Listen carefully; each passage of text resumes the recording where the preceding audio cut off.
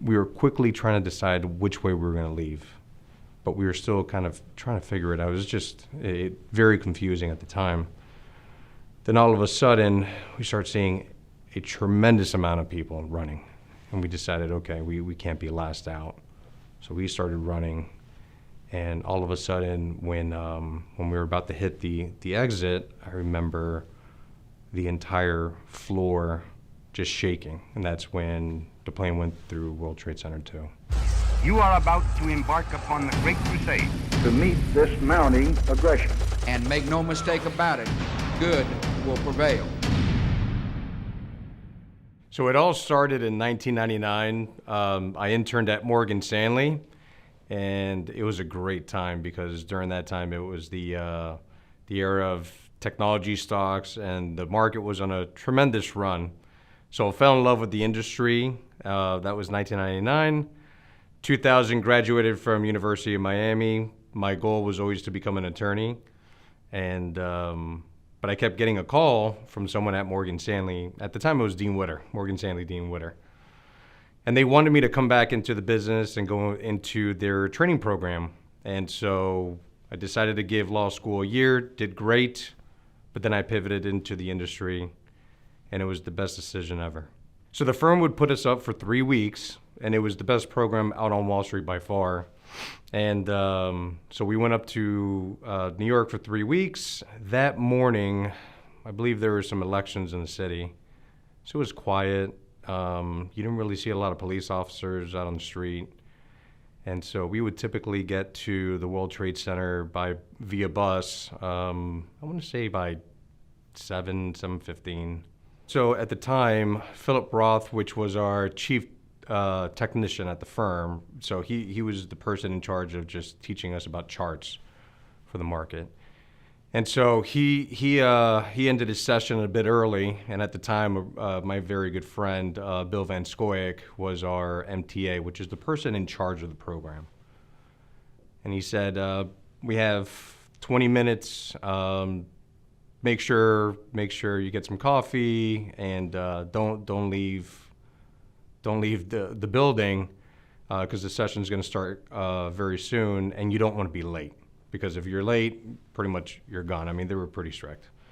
But at the time, we wanted to take a break. It was my first time alone in the city, so I wanted to take a look at what the city had to offer. So I just went downstairs with a couple of folks to go grab a cup of coffee. And so when we went downstairs, that's when we walked out of the turning doors. We walked out, and that's when somebody which was walking by, it was bizarre, someone with a book bag, a young person walking with a book bag, said, get back in the building, get back in the building. And at that time, you started to see that there was debris coming down, and it was because the first plane went through World Trade Center 1. And is that the tower you had been in? I was in World Trade Center 2. You were in 2? Yeah. So we start running back into the building, and half of us are going one way, and the other half are going the other way, and then some of the debris was falling onto the building and was hitting some of the folks that were behind us. And I just remember looking back, and it was either a piece of the building or the plane, just completely flattened out a taxi cab across the street, and that's when I knew that there was a major issue. The person we were trying to get back into the building, but one person we were pushing this way, and another group were pushing that way. Everyone was panicking. And so the guy in front of us started punching through the glass to try to get us in. And he finally punched through, we got in, and just mass confusion. And I remember my roommate at the time stating, that was a plane. I heard a plane going through, hitting the building. And I said to him, Alan, planes aren't allowed to fly around, that close to the buildings. That had to be a generator or helicopter maybe hitting the building, but it was the plane. And what's interesting there is that at the time, I left everything upstairs. I mean, my phone, wallet, and I I told my roommate, I have to go upstairs. I have to go grab my stuff, all my personal belongings up there. And he said, no, don't do that. I'm like, I'll be right back. So I walk up to security, and they're like, well, there was an accident, World Trade Center 1, you're cleared, we're safe, you can go upstairs, take the elevator up. And he pulled me aside again. He said, look, do me a favor, please. If you're going to go upstairs, you have to say a prayer with me. And I've known him for, I think, 48 hours. And I didn't want to be rude, so I said, okay, I'll do it, fine. I was more concerned about my personal belongings and being late to class, right? So he grabbed my hand, said a prayer, and I don't know what it was, but something just completely changed my mind, and I decided to stay. And so as I reflect on it throughout the years, if I would have taken that elevator up, right, because you connect on the 61st, I believe at the time we were on 64, I probably would have been in the elevator shaft when the second plane hit. So what did you do after you decided not to go back up? We were just trying to figure out what the next move was. We were still confused because we knew something happened outside, and but inside it was calm, and security again was very assertive that everything was fine. But then all of a sudden we started seeing folks running downstairs and panicking and running out of the building, and that's when we decided that, look, we need to get back to the hotel. Something doesn't seem right. And so we started quickly walking through the lobby of the World Trade. We were still in World Trade Center 2, and we're in the lobby, and we're walking out, and all of a sudden you start seeing a lot of folks running. And I'm assuming that all these folks were seeing what was happening in World Trade Center 1, and so took the emergency exit and just wanted to get out of the building. So we started walking a bit. We were quickly trying to decide which way we were going to leave, but we were still kind of trying to figure it out. It was just very confusing at the time. Then all of a sudden, we start seeing a tremendous amount of people running, and we decided, okay, we can't be last out. So we started running. And all of a sudden, when we were about to hit the exit, I remember the entire floor just shaking. And that's when the plane went through World Trade Center 2. I remember running out, and the first thing I did was I stopped and I looked up. And that's when I first saw both towers on fire, engulfed in fire at the top. And was there more debris coming down because of that There second was. impact? Yeah, and so I ran across the street, and I looked up, and it looked like it was snowing from all the paperwork from the two towers. They were just all coming down slowly. It was amazing. And I remember across the street there was a work van, and had the AM radio was all the way up. And so I'm listening to it while I'm observing what was happening. And the person on the radio was stating that he thought it was an attack, a terrorist attack, because two airliners went through both towers. And but I remember just everyone running out of the towers. Pure panic, people running over people, just trying to get away. So it was an astounding moment. And so I was observing what was happening. So the towers were on fire. And then unfortunately seeing folks jumping off the building. You witnessed that? Yes, yeah. And I'll never forget someone standing next to me saying, "Look at them jump out like flies. They're jumping out like flies." And so I was still in the background. That working van was there, and that AM radio was all the way up. And I remember one of the comments that they made was, "Look, those are two jets that went through the building, and I'm sure there's a significant amount of fuel in those towers." And at that moment, I decided that I needed to leave. I didn't know what to expect. I don't know if the building was going to explode, whether it was going to melt down, but I wanted to seek shelter.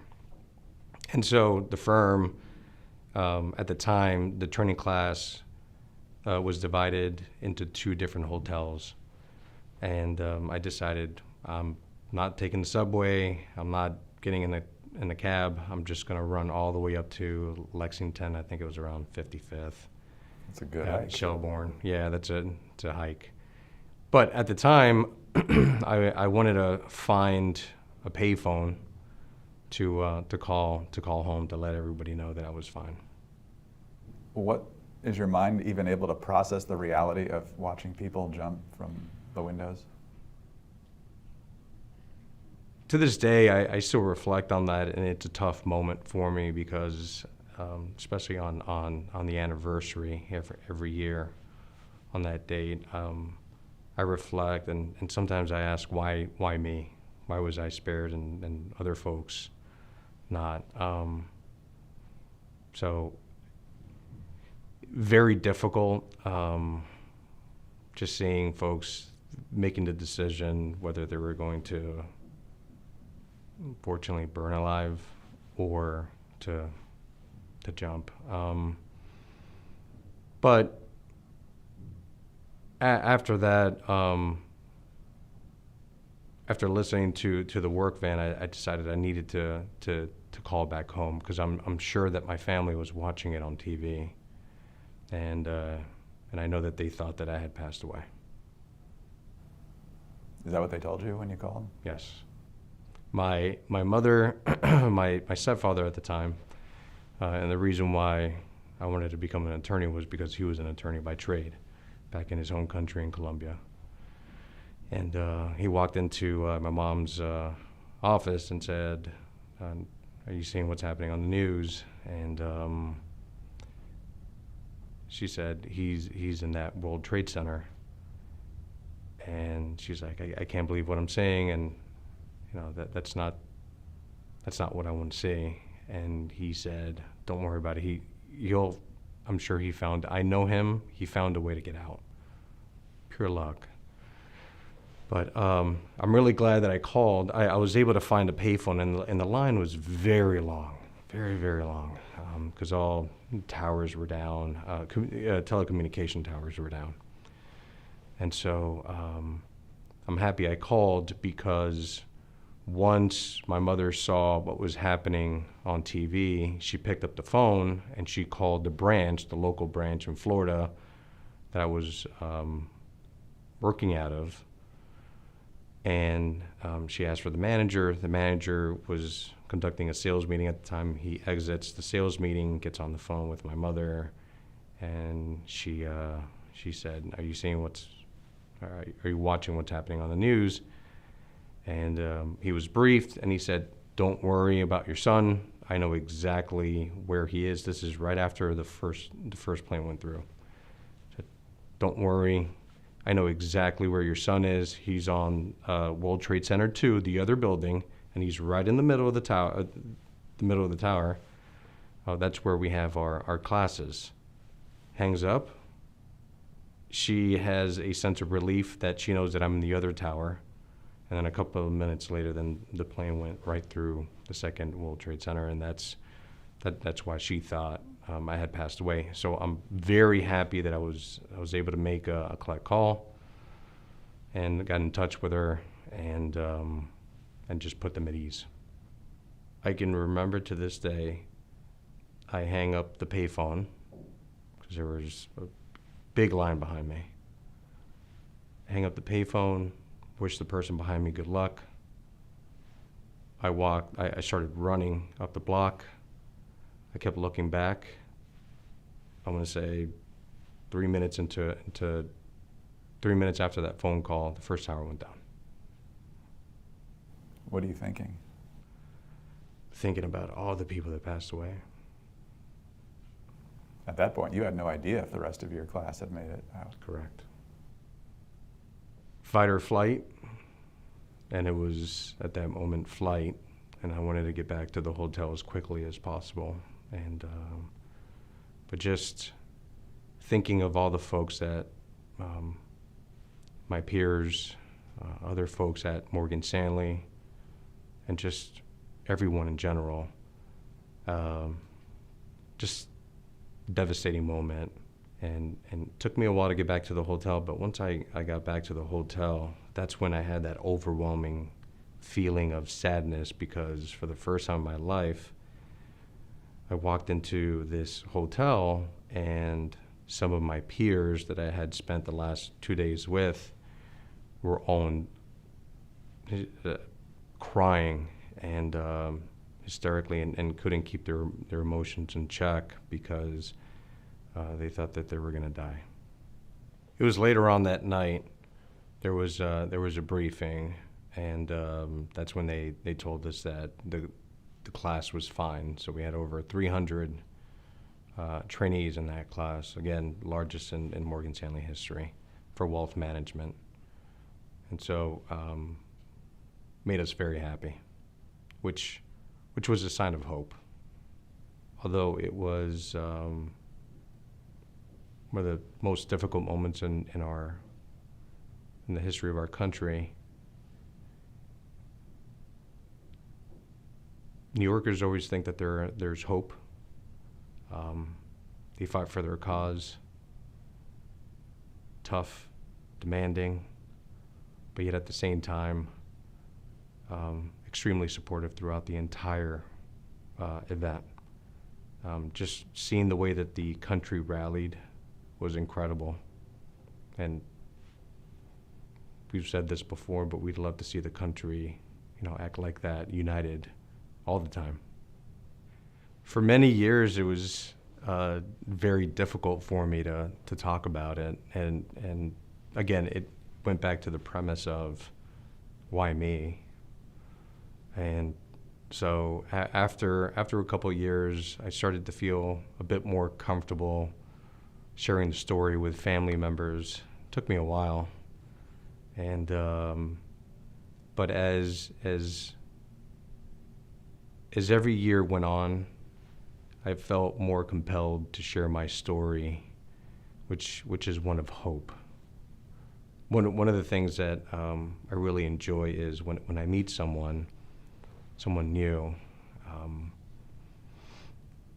they'll give me some feedback sometimes in a business setting or just new friends if we move from one city to another. Like, you're always in a good mood, right? You're always in a good mood. And if I don't know them that well, I just tell them, life is short, blessed with a wonderful family. I've always worked at one firm, and life is good. But as I get to know the person and close family friends and colleagues, now they know that the reason why I'm always optimistic and the glass is always half full is because I'm on borrowed time. I shouldn't be here.